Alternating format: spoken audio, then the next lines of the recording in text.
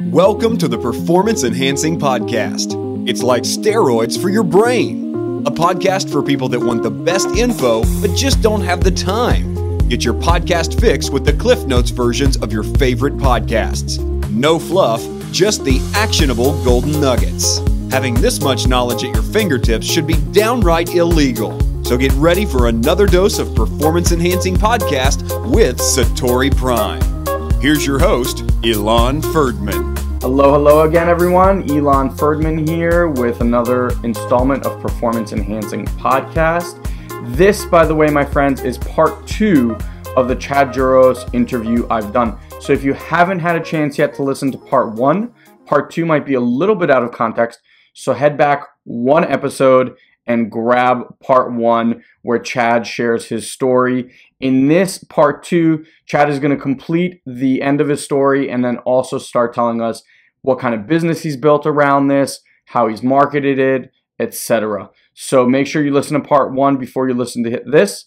And without further ado, let's get into part 2 with Chad Juros. Yeah, so I got to do the White House, and then I started, again, just being a regular kid. I started going to high school. I started getting a girlfriend, all that stuff. Yeah, which magic really helps, by the way, with getting the girls. And then I got an opportunity to meet this incredible legend in magic. His name is Johnny Thompson. And I don't live too far from Atlantic City in New Jersey. And in Atlantic City, the magician was in town performing as an opening act for another magician because he was kind of moving towards retirement. He was an older magician, he's legendary in our world of magic, as being like a great trainer, a great lecturer, a historian, things like that. And he just called me one day saying that he came across my story that was in one of our local papers in the area, and it floated into one of the casinos in Atlantic City that he happened to be performing at. And he said he came across my story and that he would love to sit down and meet with me and maybe, jam on some magic and, talk. And I said, okay, great. And he said, by any chance, do you know who I am? And I was, I think, like 14 or 15 at the time. And I gotta be honest, I wasn't quite sure who he was. But he told me that he's taught magicians like David Copperfield, Lance Burton. He's mentored these people. And I said, oh my gosh, well then I have to meet you. Yeah. So he came to our house. He was the sweetest guy in the world. He taught me everything. And I had no idea who this guy was. But when I found out, it was incredible because this guy is, bowed down to in our community. And we just became very good friends. Anytime he was in town, he always came over. He showed me some new magic. I showed him some new stuff, and we just became pretty close. And then he just said he was leaving to go do a television show. So he's probably not going to be traveling in the area as much anymore. But it's been, amazing hanging out with you and jamming on the magic. And I said, okay, all right, cool. And then I thought I wasn't going to hear from him again. And then it was about a year or two after, I get a phone call from Chris Angel's people from the Mindfreak world, from the hit TV series on A&E, Chris Angel Mindfreak, and it was Johnny Thompson. And that was the TV show that he was leaving to do. He was a consultant for the show. He told Chris about my story, and he said he would love for me to be on the show because Chris's father died of cancer as well when he was a young boy. So we shared that connection.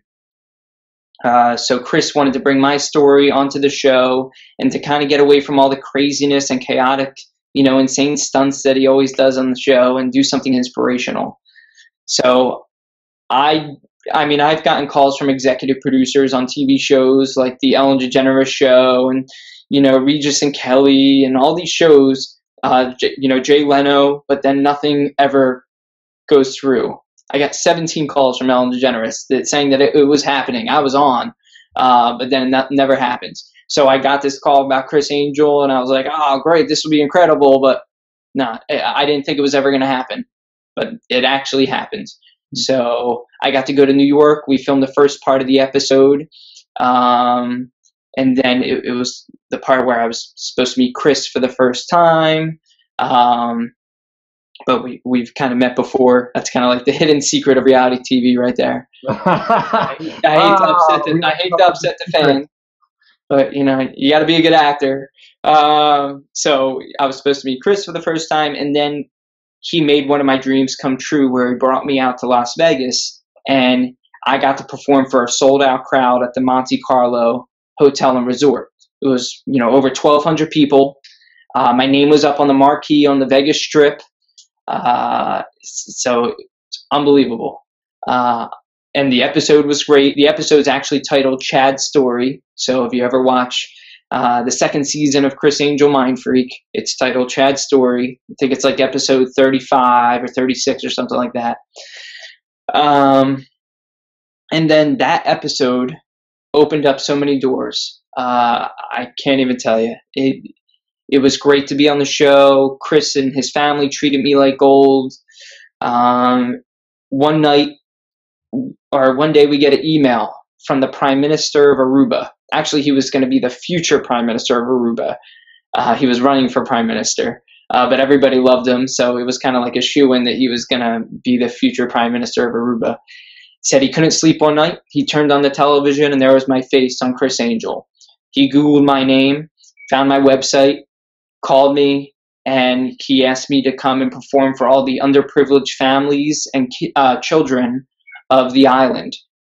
Right away, we were like, all right, come on. The Prime Minister of Aruba emailing me. Yeah. You can believe it. Also, this was around the same time that the whole situation was going on with Natalie Holloway, I think it was, who went missing in Aruba.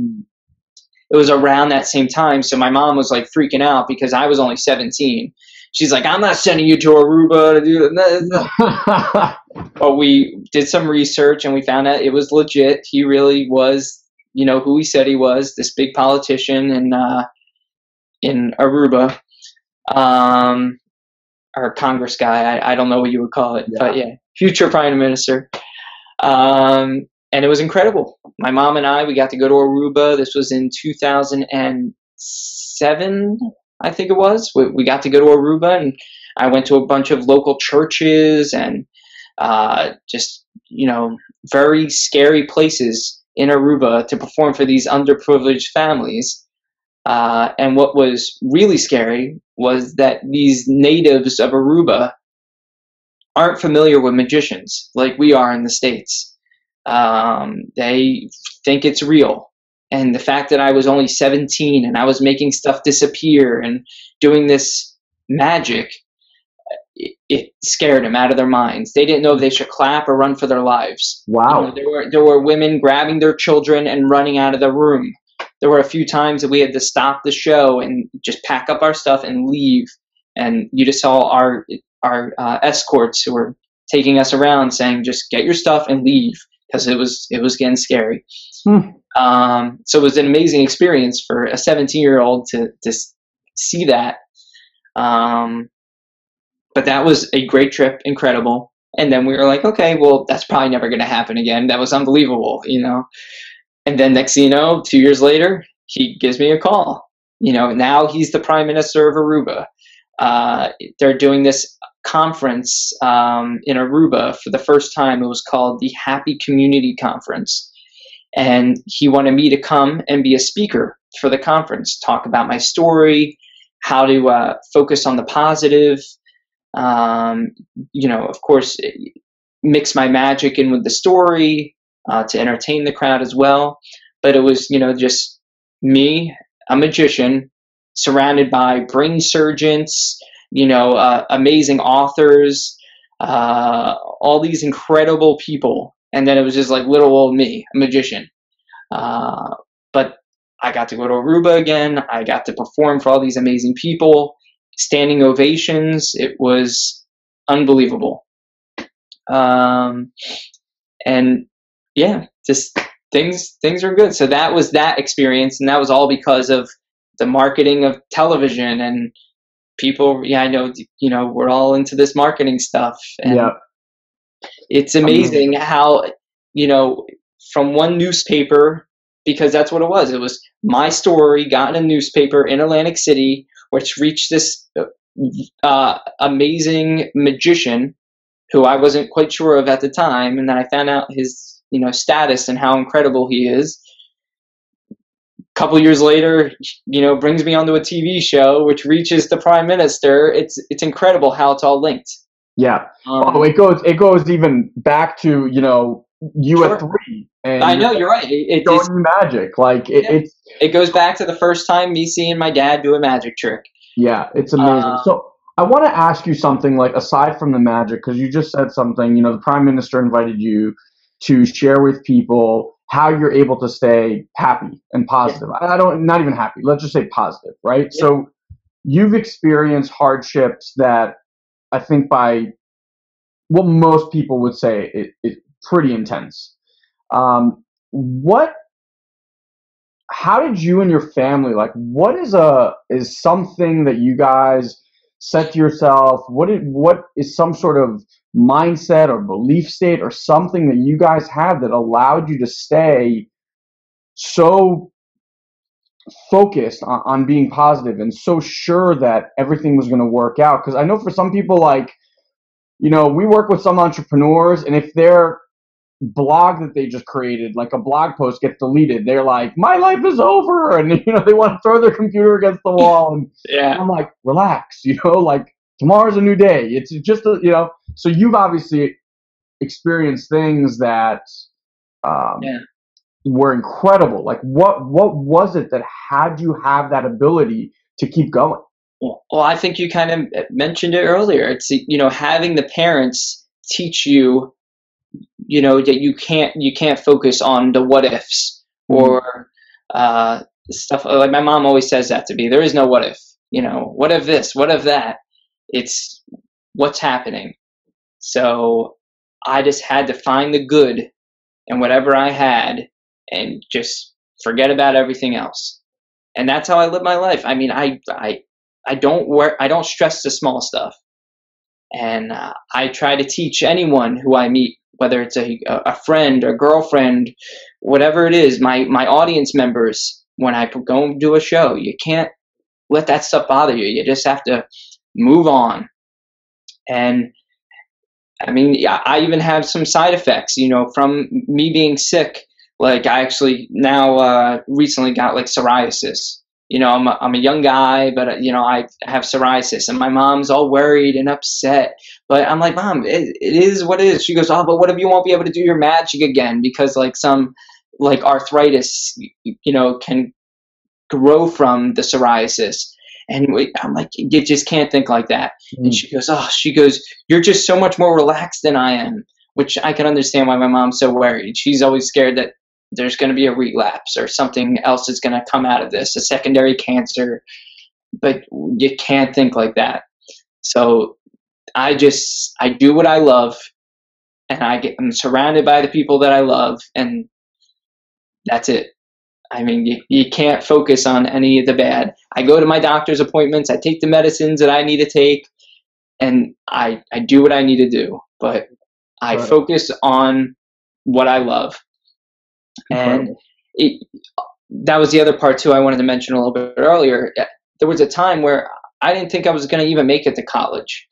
My mom didn't think we were going to, or my doctors didn't think I was going to survive to even be that old.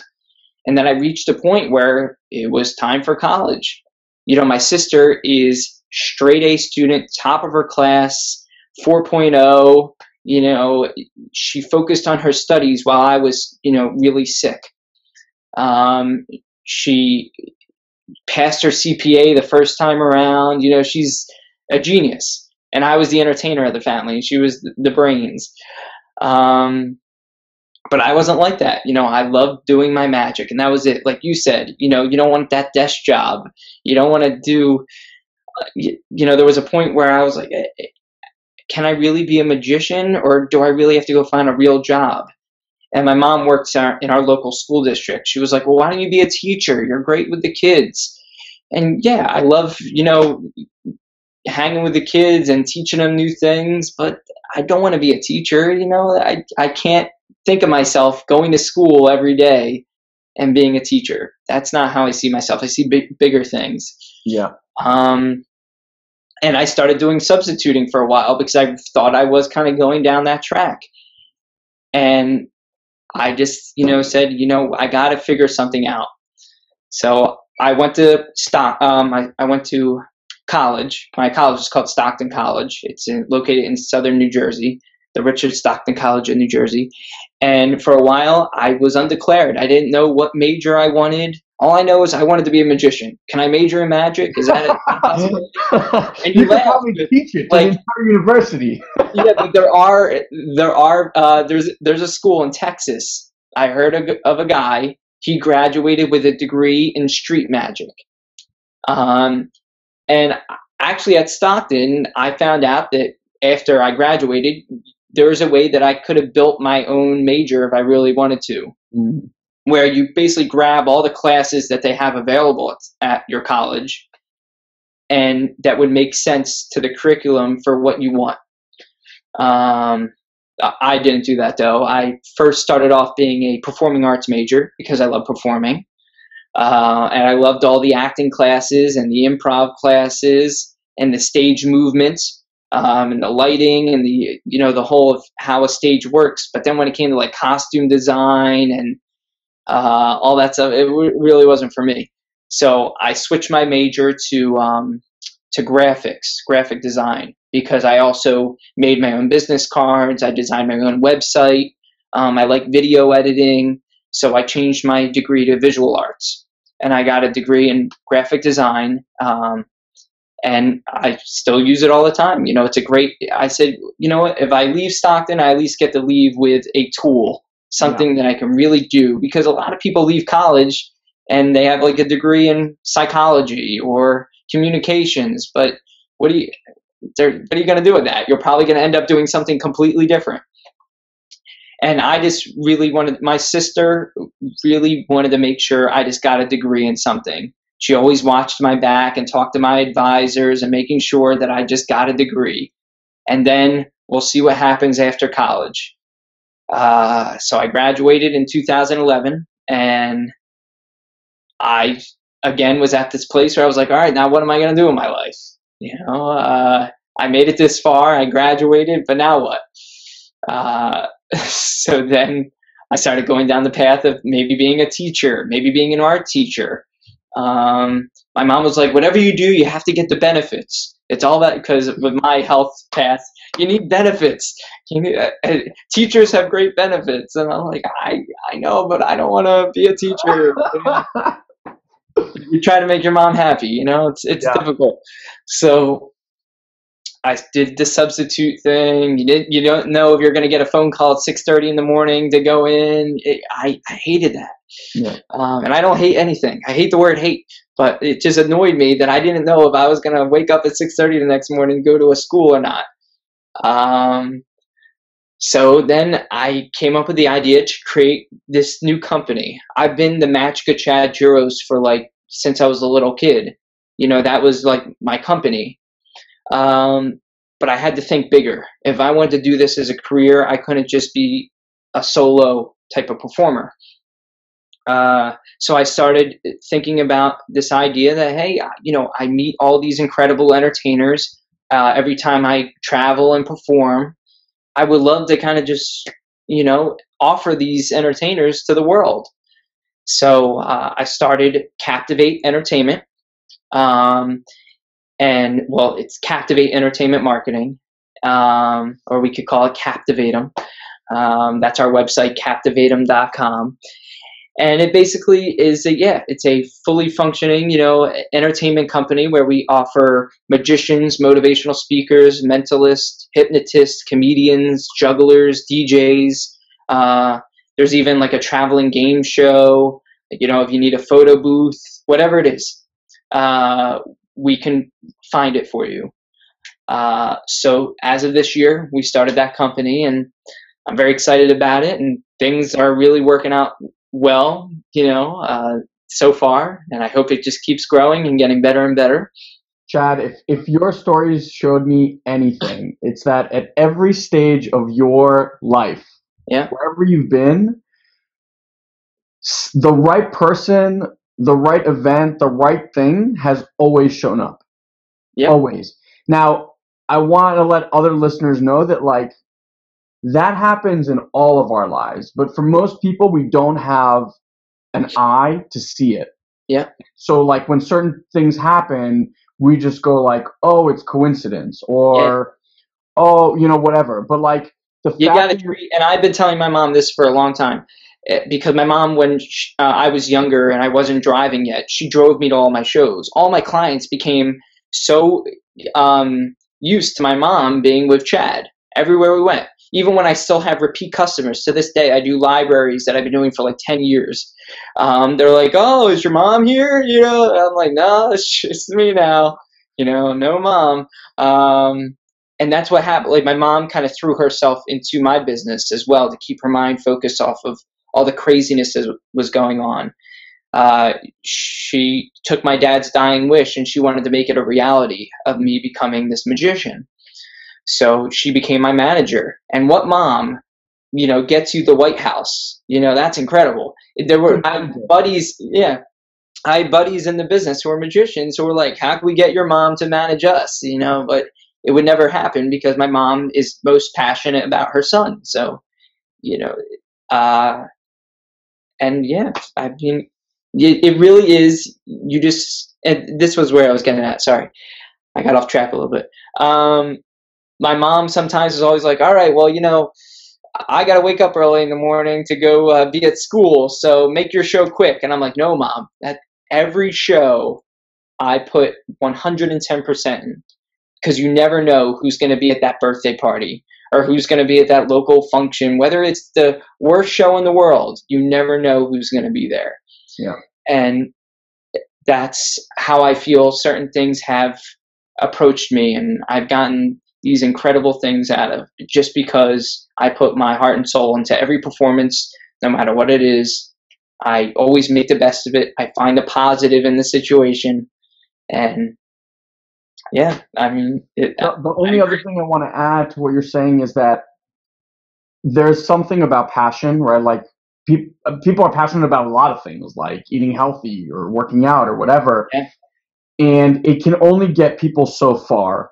I think what you've added to it, and maybe not in the way that you would have wanted to add it, but like, you added a mission and a vision of who you are for the world that your dad blessed you with. Yep. Like your dad saying, share the magic. Yep. And that statement is such a powerful statement, because literally it's been your driving force. And then it's not about, hey, I'm going to do magic because I think magic is cool, which I think for most people, that's where they kind of end it. Yeah. It's like you're delivering a message. Your message just happens to come through magic. Yeah. I do marketing and I teach people marketing, not because I think marketing is cool, although I really do like it, but it's not like, oh my God, teaching people how to create a Facebook page is like awe-inspiring. But you know what? What comes out of it. Yeah. If it allows people to live a life past what they believe was possible for them this lifetime, or like find something that they are passionate about and be able to share that gift with the world, like, that's what lights me up. That's why hearing your story, I'm like, I love that there are people out there, especially young people, who have the balls to say, you know what? I know this is not normal. And I know the world is going to look at me and go, I'm crazy. And I'm still going to do this because I love this. Yeah. And I love that you do that. And I hope that people hear in your story something that inspires them to literally light that magic inside of them to actually go out and follow whatever their magic is. Like you said in the beginning, it doesn't have to be magic. It can be anything. Just share that gift with the world. Yeah. Yeah. Absolutely. Amazing. Yep. So, I mean, I would definitely say it's a happy ending for me. My mom got remarried back in 2009. My sister is a CPA for Ralph Lauren. She's, everybody's amazing. Everybody's happy. Everybody's great. It's been many, many years since my mom has had a bad Mother's Day or a bad birthday where something horrible normally would happen. But those things are gone, and it's a new beginning, and everything's fantastic. I'm just excited for the future, and I live each day to the fullest, and yeah. Brilliant. I mean, it's not even a happy ending. I think this is just like a happy beginning. Yeah, there you go. I like that. Yeah. Where you're starting right now is just such a powerful place. Yeah, I mean, listen, you have the whole world ahead of you, and your trust and faith and knowing that this is the right path is way, way, way, way, way beyond your years. And which you will appreciate, being that we're both Jewish. My Hebrew name is actually Chaim, which is life. Which is so perfect for the story. But yeah, and your sister's name is Faith, and then I tied together that the magician that kind of like set this whole thing on fire was Chris Angel. Yeah. I mean, like, you know, you're telling me all these things about that. You're right. I'm like, wow. Yeah. It's amazing. Chad, seriously, thank you so much for sharing the story.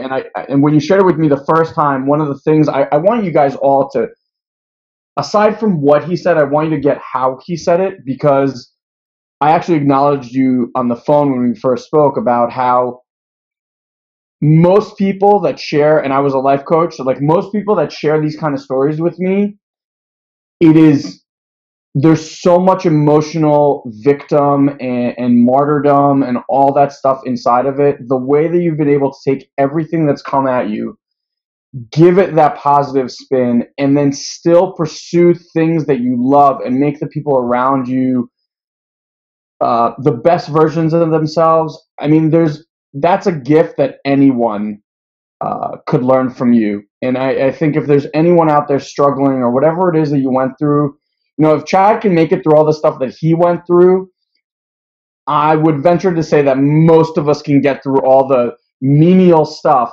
that occurs to us on a daily basis. And I hope that people really got that from your story. Other than that, I'll share all of your links and all the ways for people to contact you. You guys can just head over to satoriprime.com/podcast.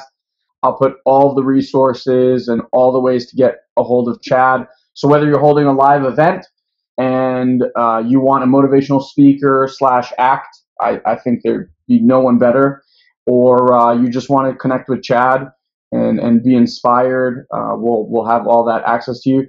And then, Chad, is there anything else you want to just leave as parting words with for our listeners? Well, you know, I would really like to thank my listeners, because it's, you know, and hopefully future audience members, you know, if I'm able to perform for you.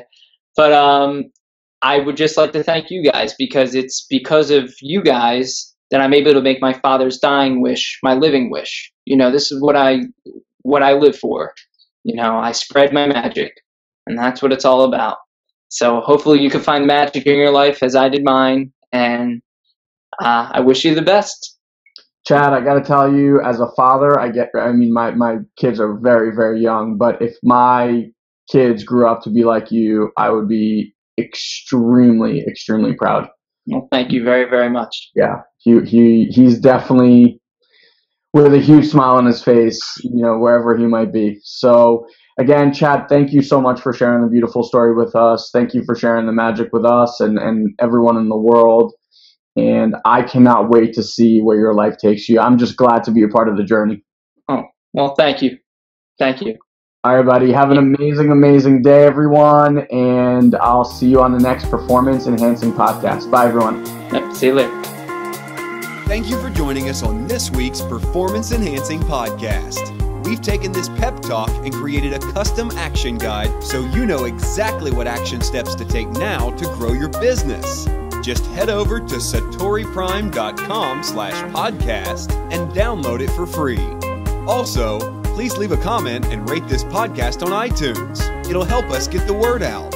Thanks for listening. Now, go and implement. We'll see you next time.